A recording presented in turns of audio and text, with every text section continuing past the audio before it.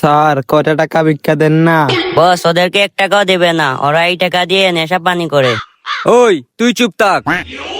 ওই তোরে আমি এক শর্তে সাহায্য করব, তুই আজকের পর থেকে আর কোনো জায়গায় ভিক্ষা করতে পারবি না। ঠিক আছে স্যার, আমি আর ভিক্ষা করবো না।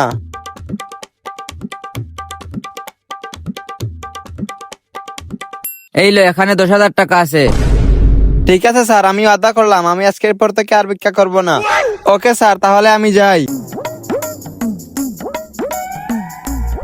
বস আপনি এটা কি করলেন? ওকে 10,000 টাকা দিয়ে দিলেন।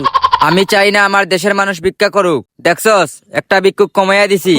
হো বস, আপনি অনেক ভালো মানুষ। আয়। হো, তুই এই এরিয়াটা সামলা। ওকে। কিরে তুই?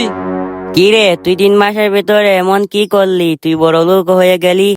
আমি স্যার স্যার আমাকে কিছু টাকা দিন স্যার। এই বড়া, এই এই এই তুই যা অন্যদিকে যা, এটি আমার লোক।